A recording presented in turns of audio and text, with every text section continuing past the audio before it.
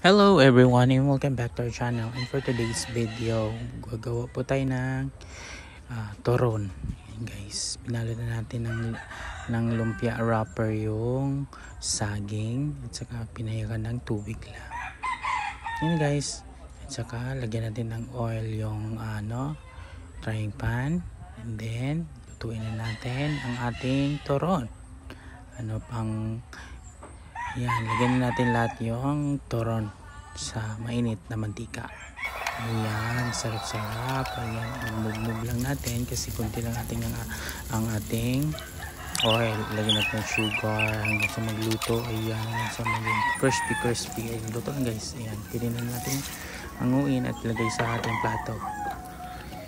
Ayan, kasi guys, sarap-sarap. Pula-pula na brown. Ayan,